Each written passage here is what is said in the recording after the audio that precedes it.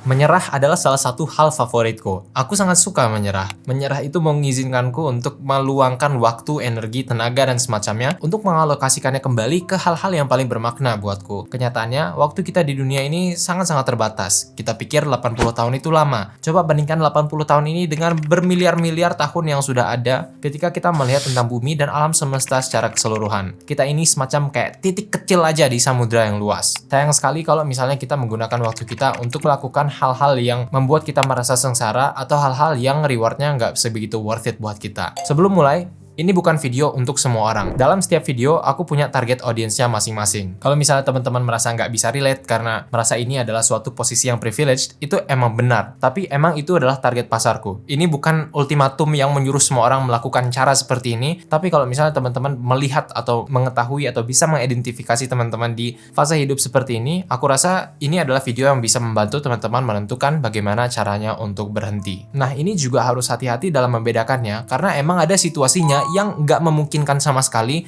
tapi ada juga yang situasinya sebenarnya memungkinkan, tapi cara yang lebih mudah adalah untuk mencari alasan, menjadi korban, dan mencoba menyalahkan pihak luar. Itu bukan posisiku untuk menilai dan menentukan, tapi kalau teman-teman merasa diri teman-teman ada di golongan kedua tadi, yang mana sebenarnya kita punya pilihan, tapi kita yang mungkin takut sama penilaian orang, atau nggak memungkinkannya itu bukan karena benar-benar nggak mungkin, tapi nggak memungkinkannya itu karena ada konsekuensi yang mungkin saat ini kita masih takut menghadapinya. Mungkin dengan adanya Quitting Framework ini, teman-teman bisa terbantu. Aku udah berhenti mulai dari hal yang terkecil hingga hal yang terbesar, bahkan aku sampai punya TED Talk-ku sendiri yang membahas tentang winners always quit, yang artinya adalah pemenang selalu berhenti. Ada satu TED Talk panjang yang bisa teman-teman coba konsumsi, tapi kali ini aku akan membahasnya melalui suatu framework sederhana yang dimunculkan oleh Steven Bartlett. Steven Bartlett ini adalah semacam milioner, seorang podcaster yang mengundang kayak ilmuwan-ilmuwan, orang-orang terkaya di dunia, atlet-atlet top dunia, dan semacamnya. Dan memang, kadang kita punya konotasi negatif tentang orang-orang berduit, kita merasa duitnya ini dari mana, dan seperti ini dan seperti itu. Cuma aku rasa kadang-kadang itu juga soal perspektif, dan aku sendiri lebih suka melihat apa yang bisa kita pelajari. Dan menurutku, cara berpikir banyak orang yang sudah berpenghasilan di atas kita, itu banyak yang bisa dipelajari untuk akhirnya membantu kita mengelevasi kualitas hidup kita saat ini. Framework ini sendiri aku merasa lahir dalam upaya untuk meningkatkan earning capacity atau kemampuan seseorang untuk menghasilkan uang, bisa jadi dalam pekerjaannya, bisnisnya, dan semacamnya. Tapi menurutku ini juga sangat berlaku bagi kita yang mau coba mengelevasi level kebahagiaan atau rasa fulfillment kita secara umum. Pada video kali ini aku akan memberikan dua contoh situasi. Yang pertama adalah situasi yang lebih sederhana, yang kedua situasi yang mungkin lebih rumit. Yang pertama, situasi sederhana. Untuk quitting framework-nya sendiri, ia terlihat seperti ini. Ada beberapa pertanyaan yang kita harus jawab. Yang pertama misalnya, apakah kita memikirkan tentang berhenti atau menyerah? Jawabannya, ya. Kemudian kita bertanya lagi, mengapa kita saat ini berpikir untuk menyerah? Ada dua opsi. Yang pertama, entah karena hal tersebut sulit, atau yang kedua, hal tersebut rasanya membosankan atau bikin kita malas, bikin kita sengsara, dan semacamnya. Kalau misalnya hal tersebut sulit, apakah tantangan atau kesulitan yang kita hadapi akan worth it jika kita mempertimbangkan potensi keuntungan yang akan kita dapatkan? Kalau misalnya jawabannya iya, maka jangan berhenti. Kalau misalnya jawabannya tidak, maka berhenti. Kemudian opsi yang kedua tadi rasanya membosankan aja, rasanya tuh membuat kita sengsara ketika kita melakukan hal tersebut. Maka yang harus kita tanyakan adalah, apakah kita masih bisa untuk membuatnya tidak membosankan? Kalau misalnya jawabannya tidak, atau kita udah berusaha sebaik mungkin, tapi sama aja tetap membuat kita sengsara, maka berhenti. Kalau jawabannya iya, kita bisa membuatnya lebih menyenangkan, maka tanyakan, ada effort atau usaha sebesar apa yang perlu kita keluarkan untuk membuatnya menyenangkan, dan apakah usaha yang harus kita keluarkan tersebut worth it jika kita mempertimbangkan potensi keuntungan yang akan kita dapatkan nanti. Jika jawabannya iya, maka jangan berhenti. Jika jawabannya tidak, maka berhenti. Kita langsung coba masuk ke contoh situasi pertama. Sekarang, kenapa saat ini aku bisa belajar berbagai macam bahasa hingga membawanya ke level yang conversational? Jawabannya memang itu karena aku memutuskan untuk nonton berita, baca majalah tentang bahasa yang kupelajari itu beratus-ratus jam. Tapi itu hanya setengahnya. Setengah lagi yang aku lakukan adalah aku memutuskan untuk tidak melakukan hal lain, misalnya tidak belajar gitar di saat yang bersamaan. Jadi sederhananya, dulu aku sempet coba belajar gitar. Aku sempet niat banget pengen jadi jago dalam bermain gitar. Tapi akhirnya aku berhenti dalam perjalanan belajar gitar ini. Bagaimana caraku memutuskannya waktu itu? Kita bisa langsung coba cek atau cocokkan dengan quitting framework yang tadi sudah dibahas. Oke, katakan sekarang aku lagi belajar gitar dan aku sekarang lagi bingung harusnya aku berhenti atau enggak. Melalui framework ini, yang aku tanyakan diriku waktu itu adalah, apakah aku sedang memikirkan untuk berhenti belajar gitar? Jawabannya adalah iya. Dan mengapa saat itu aku memutuskan untuk berhenti serius belajar gitar? Jawabannya saat itu adalah, belajar gitar itu susah. Orang yang bisa gitar, bisa denger suatu musik terus langsung main di gitarnya itu hebat-hebat banget. Aku emang suka mainnya, aku suka ngejreng-ngejreng, aku suka bisa karaoke lagu-lagu favoritku sambil mainin gitarnya sendiri. Aku suka juga pas di sekolah itu sama teman-teman lainnya main suatu lagu dan bernyanyi bersama, itu emang hal-hal yang menyenangkan. Jadi jelas menurutku main gitar ini menyenangkan, itu tidak membuatku sengsara. Tapi untuk bisa jago di gitar yang merupakan targetku saat itu sangat susah. Dan karena belajar gitar susah, aku menanyakan diriku, apakah tantangan yang akan kuhadapi itu worth it, mempertimbangkan potensi keuntungan yang akan didapatkan?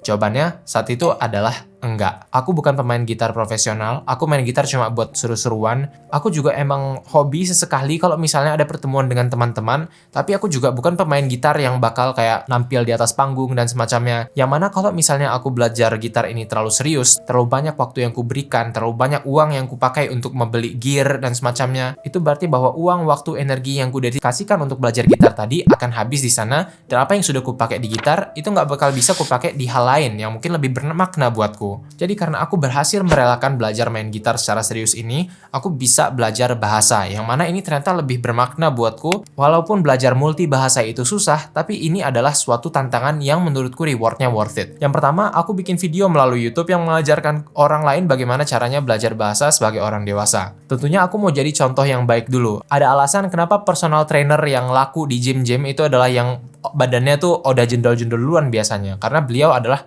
testimoni terbaik dari pekerjaannya sendiri. Dan menurutku, ya ini adalah hal yang masuk akal buat belajar bahasa. Terus yang kedua, aku juga kuliah di lingkungan internasional, dan aku juga punya rezeki untuk travel, yang mana di dalam perjalananku, aku banyak ketemu dengan orang-orang dari berbagai macam kebangsaan. Aku juga hobi berbisnis atau mencoba peruntunganku secara internet. Karena itu, pastinya, meskipun belajar multi bahasa sulit, tapi karena challenge-nya worth it, aku tetap melakukannya. Nah, ini adalah contoh sederhana di aktivitas yang mungkin lebih ke permasalahan hobi, atau ketertarikan, atau hal di kehidupan sehari-hari. Nah, quitting framework ini tidak hanya berlaku untuk ini saja, ia juga berlaku untuk keputusan-keputusan yang lebih besar, meskipun kita butuh lebih banyak pertimbangan lagi untuk keputusan-keputusan seperti ini. Untuk keputusan-keputusan yang misalnya berkaitan dengan pekerjaan kita, apakah kita mau berhenti atau enggak, apakah kita kuliah mau pindah jurusan atau pindah universitas atau enggak. Kita udah mulai bisnis, udah coba bikin channel YouTube, podcast dan semacamnya, apakah kita mau lanjutin atau enggak. Itu bisa juga dilakukan melalui framework ini. Contoh yang terkenal di channelku adalah contohku keluar jurusan. Jadi kalau teman-teman yang belum tahu, aku dulu sempat kuliah teknik di Institut Teknologi Bandung. Dan meskipun menurutku itu adalah institusi yang sangat-sangat luar biasa, aku ketemu banyak orang-orang dan dosen-dosen hebat di sana, tapi tentunya ada hal lain yang lebih penting untuk dipertimbangkan,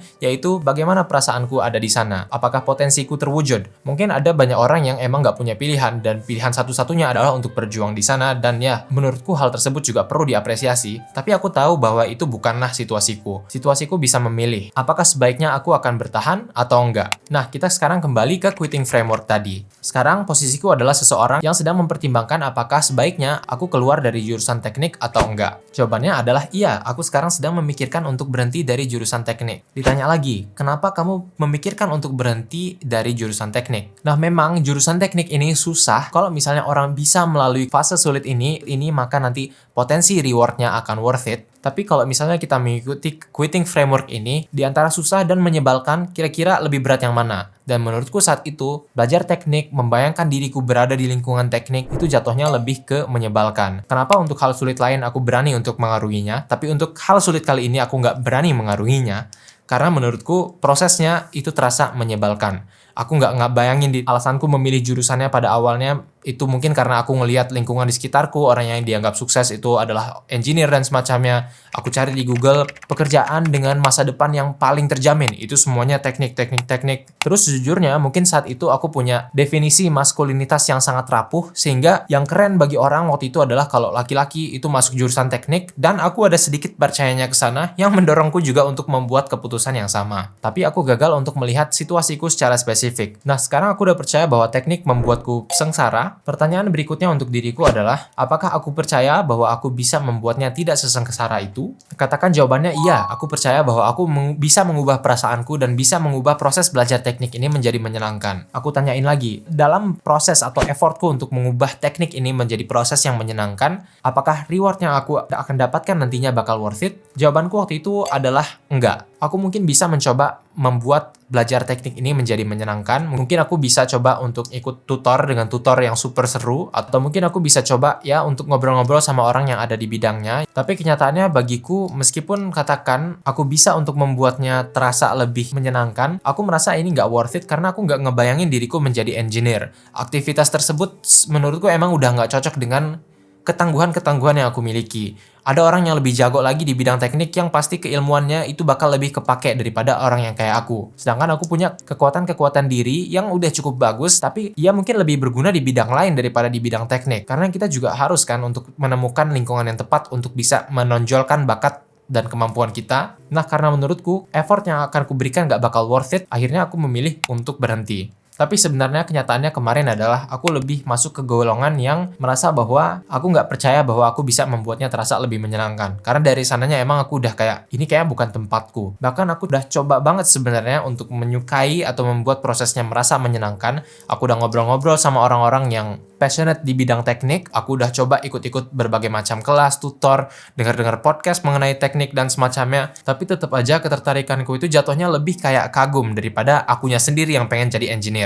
Jadi mungkin emang udah posisinya bagiku untuk mengagumi dari luar dan bukan akunya sendiri yang mencoba untuk menjadikan sesuatu yang membuatku sengsara ini terasa tidak sengsara. Dan pada akhirnya aku membuat keputusan untuk berhenti. Nah, ini dia salah satu cara sederhana untuk menentukan apakah kita sebaiknya berhenti atau enggak. Tentu sebenarnya keputusan yang akan kita buat itu bakal lebih kompleks, bakal harus lebih banyak riset dan semacamnya. Tapi mungkin adanya framework ini bisa memberikan kita keyakinan atau validasi terakhir sebelum mencoba membawa proses pengambil keputusan kita apakah ingin berhenti atau tidak itu ke tahap selanjutnya. Sekali lagi, pastinya pilihan itu adalah suatu privilege. Nggak semua orang bisa memilih. Tapi sama juga dengan konteks video ini, aku nggak bisa untuk mengakomodasi semua orang. Video ini emang dibuat dengan target audiensnya sendiri. Kalau merasa ini nggak applicable ke situasi pribadimu, maka jangan diambil pusing, cari aja video yang lebih relevan dengan kreator yang lebih relatable dengan situasi yang lebih relatable juga. Tapi kalau misalnya teman-teman merasa kayak aku kemarin, tapi ragu-ragu mau berhenti atau enggak, atau merasa takut atau enggak, yang mana seringkali ketakutan ini lebih merupakan rancangan dari kepala kita yang pengen menghindari penolakan dan semacamnya,